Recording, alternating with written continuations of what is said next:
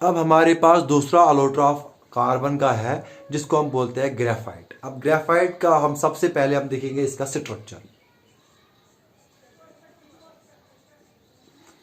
देखो, जिस तरह से डायमंड में क्या था, एक कार्बन चार कार्बन के एटम के साथ जुड़ा हुआ था और थ्री डायमेंशनल नेटवर्क बनाता था।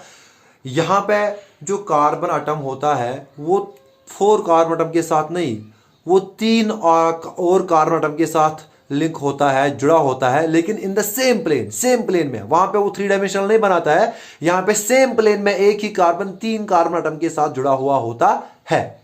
तो यहां पे मैं लिखूंगा each carbon atom is bonded to other three carbon atoms in the same plane, forming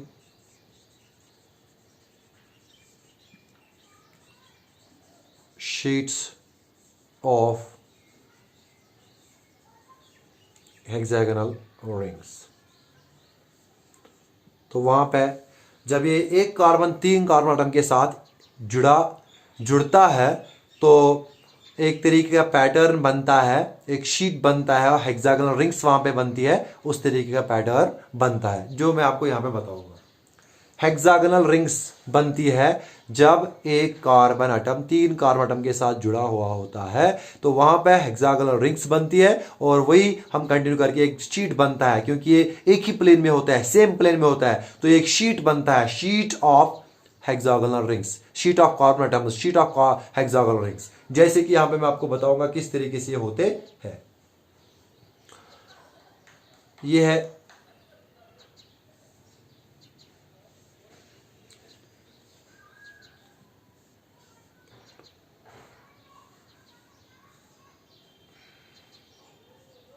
ये देखो, हर एक कार्बन, ये तीन के साथ एक दो, ये एक दो यहाँ पे होगा तीन, ये भी एक दो यहाँ पे तीन, एक दो यहाँ पे तीन, यहाँ पे तीन, यहाँ पे तीसरा होगा, यहाँ पे इसका तीसरा होगा। इसी तरीके से आगे चलता जाएगा तो हेक्सागोनल रिंग्स बनाता है। तो एक एक कार्बन जो होता है वो तीन कार्बन एटम्स के साथ, जैसे मैं आपको यहाँ पे बताऊंगा। ये देखो, ये है तीन और यहाँ पे भी है कार्बन, आया समझ? इस तरीके से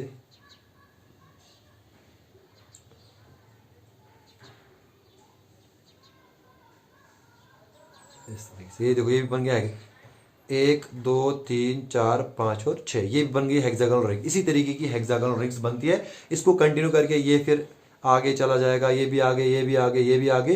तो हर एक कार्बन तीन तीन कार्बन एटम के साथ जब जुड़ेगा सेम प्लेन में, एक ही प्लेन में, तो ये एक शीट ऑफ कार्बन बनेगा, शीट बनता है लेकिन हेक्सागोनल रिंग्स का बनता है। तो hexagonal rings, sheet of hexagonal rings बनता है। इसीलिए हम ये भी कहते हैं कि ये जो डायमंड का स्ट्रक्चर होता है ये लेयर्ड स्ट्रक्चर होता है, layered structure.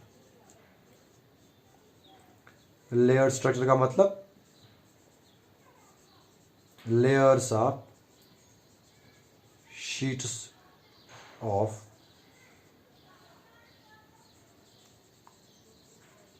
hexagonal rings of carbon। ये एक लेयर है, इसके नीचे दूसरा लेयर होगा। इसी तरीके से जो ग्रेफाइट होगा वो लेयर बाय लेयर होगा, लेयर्ड, यानी एक लेयर, उसके नीचे दूसरा लेयर, फिर तीसरा लेयर, तो ये लेयर्स में होगा। इसमें ये एक कार्बन एटम चार कार्बन एटम के साथ जुड़ा नहीं होता है। एक carbon atom, each carbon atom is bonded to three other carbon atoms in the same plane forming sheets of hexagonal rings, और ये बनाते हैं शीट्स ऑफ हेक्सागोनल रिंग्स। इसी वजह से हम ये भी बोलते हैं कि ये जो हमारे पास ग्रेफाइट होता है इसका लेयर्ड स्ट्रक्चर होता है, यानी ये बना होता है उन लेयर्स का, जिस लेयर्स में hexagonal rings of carbon atoms होती है, उन्हीं लेयर्स का ये ग्रेफाइट बना होता है। और ये जो लेयर्स आपस में होते हैं, ये आपस में जुड़े होते हैं वीक फोर्स के साथ, बाय वीक वांडरवाल्स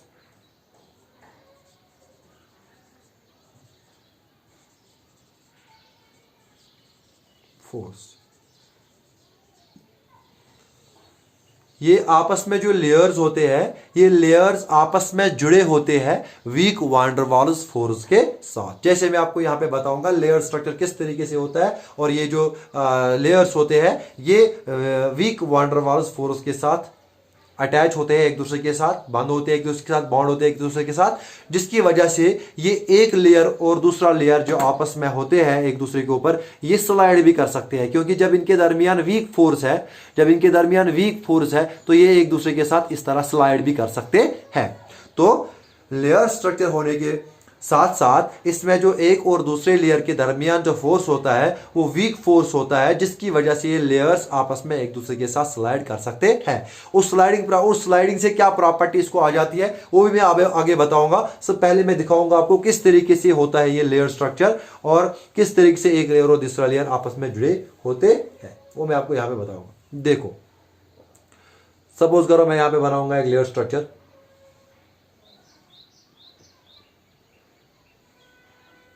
एक पहले रिंग बनाऊंगा,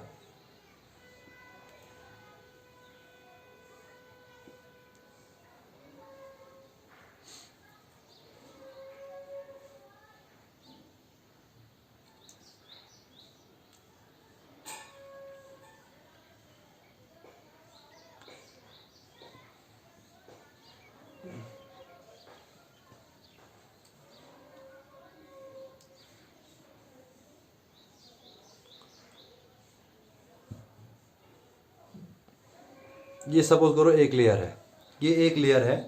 अब दूसरा लेयर मैं यहां पे बनाऊंगा इसका।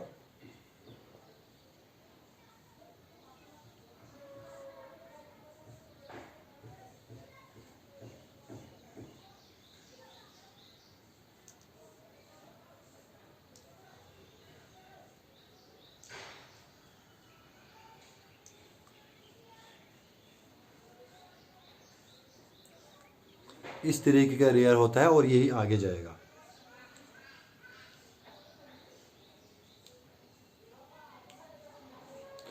इस तरीके का स्ट्रक्चर बनता है, ये एक लेयर। अब देखो, ये इसके साथ होगा, ये फ्रंट वाला कार्बन फ्रंट के साथ होगा, ये बैक वाला कार्बन बैक के साथ होगा, तो ये वाला फ्रंट वाला कार्बन फ्रंट के साथ होगा, यहाँ पे बैक वाला बैक के साथ होगा। इसी तरीके से ये वाला ये जो होगा ये इसके साथ होगा, फ्रंट वाला फ्रंट के साथ। तो इसी तरीके से ये जो स्ट्रक्चर यहाँ पे बनता है ये हेक्सागोनल क्रिस्टल जैसे बनता है। तो ग्रेफाइट जो होता है वो exist as hexagonal crystal. Graphite जो होता है ये एग्जिस्ट होता है एज हेक्सागोनल क्रिस्टल्स। तो इस तरीके से ये जो हमारे पास ये एक लेयर होता है, दूसरा लेयर होता है, एक लेयर दूसरे लेयर के ऊपर होता है। इस तरीके से आपस में होते हैं, एक लेयर दूसरे लेयर के साथ अटैच होते हैं। लेकिन इन लेयर्स के दरमियान आपस में वीक फोर्स होता है, week van der Waals force, जिसकी वजह से ये एक दूसरे के ऊपर स्लाइड कर सकते हैं। ये लेयर और ये लेयर आपस में स्लाइड कर सकते हैं। तो उस वजह से क्या होता है, ये जो ग्रेफाइट होता है इसकी स्लिपरी प्रॉपर्टी होती है। स्लिपरी प्रॉपर्टी मतलब ये ग्रीजी टू टच होता है, स्लिपरी प्रॉपर्टी, ग्रीजी टच, और जिसकी वजह से ये हम इसको यूज कर सकते हैं एज ए ल्यूब्रिकेंट। ल्यूब्रिकेंट का मतलब होता है जो सबस्टेंस हम फ्रिक्शन को रिड्यूस करने के लिए इस्तेमाल करते हैं उसको हम बोलते हैं ल्यूब्रिकेंट। जैसे अगर हम ऑयल डालेंगे सीमेंट के ऊपर तो वो जो कोई भी सवाल उसके ऊपर रखते हैं हम, फिर उसको हम अगर हमने एक पॉइंट से दूसरे पॉइंट तक ले जाना है, ऑयल डालने के बाद आसानी होती है उसको एक दूसरे से दूसरी जगह तक ले जाने के लिए। अगर ऑयल नहीं होगा तो ज्यादा फ्रिक्शन होगी, ऑयल के साथ कम फ्रिक्शन, तो मतलब ऑयल वहां पे एज लुब्रिकेंट यूज हुआ। इसी तरीके से जो ग्रेफाइट होता है, क्योंकि इसका लेयर स्ट्रक्चर होता है, एक लेयर और दूसरा लेयर ये आपस में कमजोर फोर्स के साथ जुड़े होते हैं, ये एक लेयर और दूसरा लेयर आपस में इस तरह से स्लाइड कर सकते हैं। जब ये स्लाइड कर सकते हैं तो क्या होगा, जब ये स्लाइड कर सकते हैं तो क्या होगा, ये इसकी प्रॉपर्टी जो स्लिपरी प्रॉपर्टी है, इस वजह से इसकी आ जाती है स्लिपरी प्रॉपर्टी।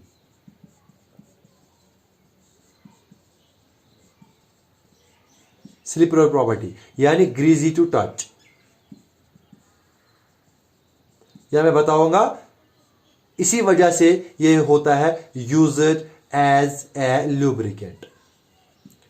यही प्रॉपर्टी ग्रेफाइट की, इसको हम लुब्रिकेंट के लिए इसको यूज करते हैं, क्योंकि इसकी जो प्रॉपर्टी है ये स्लिपरी प्रॉपर्टी इसकी होती है, यानी ग्रीजी टू टच होता है, यानी ये फ्रिक्शन को रिड्यूस करता है, ये फ्रिक्शन को रिड्यूस करता है, जितनी फ्रिक्शन होगी उसको रिड्यूस करता है, कम फ्रिक्शन होती है इसमें, तो जिस वजह से ये एज लुब्रिकेंट यूज होता है। तो ये है मेन इसकी प्रॉपर्टी यूज जो ग्रेफाइट की होती है। लेकिन जो एग्जिस्ट ग्रेफाइट होता है, ये एग्जिस्ट होता है एज हेक्सागोनल क्रिस्टल, जिस तरह से मैंने आपको यहां पे बताया एज हेक्सागोनल क्रिस्टल ये एग्जिस्ट होता है। और नेचुरली अगर हम देखिए, ये जो ग्रेफाइट होता है ये नेचुरली एग्जिस्ट होता है फ्री स्टेट में भी, और हम इसको आर्टिफिशियल भी मैन्युफैक्चर कर सकते हैं। तो यहां पे मैं लिखूंगा exists as free state in nature, exists in free state and can be manufactured artificially as well। जो ग्रेफाइट होता है हम इसको मैन्युफैक्चर भी कर सकते हैं आर्टिफिशियली, और ये फ्री स्टेट में भी एग्जिस्ट करता है नेचर में, नेचर में फ्री स्टेट में भी एग्जिस्ट करता है, और आर्टिफिशियल भी हम इसको मैन्युफैक्चर कर सकते हैं। आए समझ। तो ये था किस तरीके का स्ट्रक्चर होता है। तो यानी अब जो ग्रेफाइट का स्ट्रक्चर होता है, एक कार्बन एटम 3 कार्बन एटम्स के साथ सेम प्लेन में लिंक होता है, बॉन्डेड होता है, जिस की वजह से हेक्सागोनल रिंग्स का जो शीट जैसा बनता है, और फिर वो एक शीट और दूसरा शीट आपस में जुड़े हुए होते हैं by weak van der Waals force, जिसकी वजह से एक लेयर और दूसरा लेयर आपस में स्लाइड कर सकते हैं, स्लिपरी प्रॉपर्टी आ जाती है, जिसकी वजह से हम इस ग्रेफाइट को एज लुब्रिकेंट यूज कर सकते हैं। तो ये है main structure of this graphite, किस तरीके का स्ट्रक्चर होता है। अब इसमें जो मैंने आपको बोला इसमें डायमंड में, कि जो डायमंड में जो बॉन्ड लेंथ होती है, डायमंड में जो कार्बन और कार्बन के दरमियान जो बॉन्ड लेंथ होती है वो होती है 154 पिकोमीटर के आसपास। यहां पे जो बॉन्ड लेंथ होती है, कार्बन कार्बन बॉन्ड लेंथ जो होती है यहां पे, कार्बन कार्बन बॉन्ड लेंथ वो होती है 142 पिकोमीटर के आसपास। आया समझ। 142 पिकोमीटर जो बॉन्ड लेंथ होती है कार्बन कार्बन बॉन्ड के दरमियान, जो सेम प्लेन में बॉन्ड्स बनते हैं उनके दरमियान 142 पिकोमीटर बॉन्ड लेंथ होती है। अब ये बॉन्ड लेंथ ग्रेफाइट में कम है और डायमंड में ज्यादा है। उसका रीजन अगर मैं आपको बताऊं, क्योंकि आपको हायर क्लास में पढ़ना है, लेकिन उसका रीजन ये है, ये जो कार्बन होता है, ये जो कार्बन होता है, कार्बन डायमंड में अगर हम बोलेंगे और ग्रेफाइट में, डायमंड में जो कार्बन होता है उसकी जो स्टेट होती है वो होती है sp3 हाइब्रिडाइज्ड स्टेट, और जो ग्रेफाइट में होता है, ग्रेफाइट में होता है sp2 hybridised state, sp2 hybridised state. अब आप बोलोगे सर ये क्या है, ये sp3 हाइब्रिडाइज्ड स्टेट और ये sp2 हाइब्रिडाइज्ड स्टेट क्या है। इसी की वजह से जो बॉन्ड लेंथ होती है ग्रेफाइट और डायमंड में, इनकी वेरिएशन आ जाती है। डायमंड में बॉन्ड लेंथ ज्यादा आ जाता है और यहां पे बॉन्ड लेंथ कम आ जाती है। वो sp3 हाइब्रिडाइज्ड स्टेट होता है, वहां पे कार्बन की हाइब्रिडाइज्ड स्टेट, यहां पे होती है sp2। अब इसका क्या मतलब हुआ, इसको मैं आपको हिंट के जरिए समझाऊंगा, क्योंकि ये एक लंबा टॉपिक है हाइब्रिडाइजेशन में, आप उस पर नहीं जाऊंगा, लेकिन एक हिंट के जरिए मैं आपको समझाऊंगा कि ये हाइब्रिडाइजेशन क्या होती है और ये कंसेप्ट क्या होता है। देखो, अगर हमारे पास कार्बन है, इसकी कॉन्फ़िगरेशन है 1s2 2s2 2p, हाँ टोटल कितने होते हैं 6, तो 2p2, इस तरह से होती है कार्बन की हमारे पास जो इसकी कॉन्फ़िगरेशन होती है। अब क्या होता है, अगर हमारे पास s में 2 इलेक्ट्रॉन्स है और p में 2 इलेक्ट्रॉन्स है, अगर एक्साइड भी हो जाए तो s में 1 इलेक्ट्रॉन बचता है और p में 3 इलेक्ट्रॉन आ जाते हैं, अगर ये एक्साइटेड स्टेट भी हम ले, एक्साइटेड स्टेट, तो फिर p के 3 बॉन्ड बनेंगे p ऑर्बिटल्स के, तो यहां पे s के एक बॉन्ड बनेगा, है ना, यानी s ऑर्बिटल ये बनाएगा एक बॉन्ड और p के बनाएंगे यहां पे 3 ऑर्बिटल्स 3 बॉन्ड। लेकिन s और p की एनर्जी डिफरेंट होती है, तो जो ये s बॉन्ड बनाएगा और जो p बॉन्ड बनाएगा 3, इन 3 बॉन्ड की एनर्जी अलग होगी और इस एक बॉन्ड की एनर्जी अलग होनी चाहिए, है ना। इस एक बॉन्ड की, यानी 4 बॉन्ड जो कार्बन बनाएगा, 4 बॉन्ड्स की फिर 3 की एक एनर्जी होनी चाहिए एक जैसी, और इस एक की अलग होनी चाहिए। लेकिन प्रैक्टिकली क्या देखा गया, प्रैक्टिकली ये देखा गया कि ये जो कार्बन 4 बॉन्ड्स बनाता है, जैसे हम देखे एग्जांपल मीथेन CH4 जो 4 बॉन्ड्स बनाता है, उनकी स्ट्रेंथ सेम है, जितनी इसकी जितनी उतनी इसकी उतनी इसकी उतनी इसकी सेम स्ट्रेंथ है। तो इसका मतलब यहां पे S अलग P अलग वो कंसेप्ट नहीं है। फिर क्या कंसेप्ट आया, इसको एक्सप्लेन करने के लिए नया कंसेप्ट, जिसको हम बोलते हैं हाइब्रिडाइजेशन, जिसको हम बोलते हैं हाइब्रिडाइजेशन। हाइब्रिडाइजेशन में क्या बोलते हैं, ये बोलते हैं कि ये जो ऑर्बिटल्स होते हैं ये आपस में इंटरमिक्स होती है, ऑर्बिटल्स आपस में इंटरमिक्स होती है और ये रिडिस्ट्रीब्यूट करती है एनर्जी, रिडिस्ट्रीब्यूट करती है एनर्जी, रिडिस्ट्रीब्यूट करती है एनर्जी। और फिर हर एक ऑर्बिटल जब भी इंटरमिक्स होती है, फिर उतनी ही जितनी ऑर्बिटल मिक्स होती है उतनी ही नई ऑर्बिटल्स बनती है, जिनको हम बोलते हैं हाइब्रिड ऑर्बिटल्स।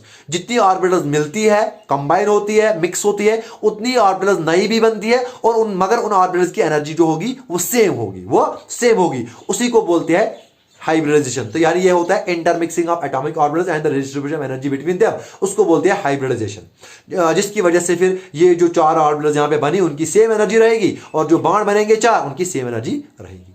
अब इसके बुनियाद पर कौन कौन सा ऑर्बिटल रहा, उसके बुनियाद पर हाइब्रिडाइजेशन की अलग अलग एग्जाम्पल, अलग अलग क्लासिफिकेशन आ गई। जैसे अगर आप p के 3 ऑर्बिटल्स मिले, s के 1, तो sp3 उसको बोलते हैं। यहां पे p के 2 ऑर्बिटल्स मिलते हैं और s की एक ऑर्बिटल मिलती है, तो यहां पे sp2 हाइब्रिडाइजेशन में आया समझ।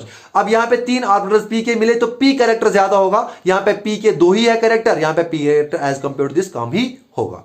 जहां पे p कैरेक्टर ज्यादा होगा, p का साइज ज्यादा होता है एज कंपेयर टू s, तो वहां पे साइज ज्यादा होगा उस ऑर्बिटल का, इसका साइज कम होगा, इसका साइज ज्यादा होगा। तो इसी वजह से डायमंड में जो बॉन्ड लेंथ होती है वो ज्यादा होती है एज कंपेयर टू ग्रेफाइट। आया समझ, क्योंकि उसका रीजन ये है, in diamond there is sp3 hybridized state of carbon and in graphite there is sp2 hybridized state of carbon. As समझ, that's why the bond length of graphite is smaller as compared to diamond. तो ये था structure diamond और graphite. Graphite में क्या होता है, अब उसमें एक कार्बन एटम 3 कार्बन एटम के साथ लिंक होता है, लेकिन इन द सेम प्लेन, फिर उसकी वजह से शीट्स ऑफ हेक्सागोनल रिंग्स बनते हैं कार्बन एटम्स के, तो फिर वो लेयर जैसा स्ट्रक्चर बनता है, एक लेयर दूसरा लेयर के साथ अटैच होता है, जिसकी वजह से स्लिपरी प्रॉपर्टी आ जाती है, और उसी वजह से वो ल्यूब्रिकेंट के एज ल्यूब्रिकेंट हम उसको यूज करते हैं। अब इसकी प्रॉपर्टीज में मैंने आपको बोला कि ये जो होता है ये एग्जिस्ट होता है फ्री स्टेट में भी, और उसको हम मैन्युफैक्चर भी कर सकते हैं आर्टिफिशियली। अब अगर मैं दूसरी प्रॉपर्टीज की आपको बताऊं, वो ये है, ये जो होता है ये होता है soft and grey in colour, ये होता है soft and grey, soft and grey colour, यानी ये होता है सॉफ्ट, बिल्कुल ये सॉफ्ट होता है ये जो ग्रेफाइट होता है, क्योंकि अभी आपने देखा इसमें week van der Waals force होते हैं, तो जिसकी वजह से ये स्लाइड भी उधर इधर हो सकता है, तो ये होता है सॉफ्ट। क्या होता है, सॉफ्ट। ग्रे होता है यानी ओपेक, तो यहां पे मैं लिखूंगा तीसरी, ये होता है ओपेक। डायमंड क्या था, डायमंड था ट्रांसपेरेंट, लेकिन ये जो ग्रेफाइट है ये होता है ग्रे कलर में, यानी ये ओपेक होता है, ओपेक होता है, लेकिन शाइनी होता है, शाइनी, ओपेक बट शाइनी, इसकी शाइन होती है, चमक जैसी होती है, शाइनी होता है, लस्ट्रस जैसा होता है ग्रेफाइट। और एक प्रॉपर्टी जो इसकी है वो ये है, जैसे मैंने आपको बोला था उसकी डेंसिटी डायमंड की 3.5 ग्राम पर सेंटीमीटर क्यूब अप्रोक्सीमेटली, यहां पे भी होता है 2.23 ग्राम पर सेंटीमीटर क्यूब इसकी डेंसिटी होती है। तो ये सॉफ्ट होता है, ओपेक होता है, इसकी डेंसिटी 2.23 के आसपास होता है। और ये जो ग्रेफाइट होता है, अब अहम इसकी जो प्रॉपर्टी वो ये है, एक कार्बन एटम 3 कार्बन एटम के साथ जुड़ा है, एक कार्बन एटम 3 कार्बन के साथ, यानी एक इलेक्ट्रॉन 3 इलेक्ट्रॉन इसमें बाउंड है, लेकिन चौथा इलेक्ट्रॉन, क्योंकि वैलेंस इलेक्ट्रॉन 4 है, वैलेंस इलेक्ट्रॉन। तो चौथा इलेक्ट्रॉन जो है वो फ्री है, वो आजाद है, वो फ्री है। तो फोर्थ इलेक्ट्रॉन फ्री है, हर किसी कार्बन एटम में इसका एक एक इलेक्ट्रॉन फ्री होगा। तो इसका मतलब फ्री इलेक्ट्रॉन्स अवेलेबल है ग्रेफाइट की स्ट्रक्चर में। तो इस वजह से जो ग्रेफाइट होता है ये होता है गुड कंडक्टर, ये होता है गुड कंडक्टर। ग्रेफाइट जो होता है ये गुड कंडक्टर होता है। क्यों? क्योंकि because of the availability of free electrons, because of free electrons. Graphite में अवेलेबल होते हैं free electron and because of the availability of the free electrons graphite is good conductor. Graphite जो होता है ये गुड कंडक्टर होता है। और एक चीज, एक प्रॉपर्टी वो ये है जो मैंने वहां पे बताया था कि वो जो डायमंड था वो एग्जिस्ट करता है एक किसमें? ऑक्टाहेड्रल स्ट्रक्चर में, क्रिस्टल्स में। और ये यहां पे जो होता है वो होता है हेक्सागोनल क्रिस्टल। हेक्सागोनल क्रिस्टल में ये एग्जिस्ट करता है। ये है मेन प्रॉपर्टीज ऑफ ग्रेफाइट।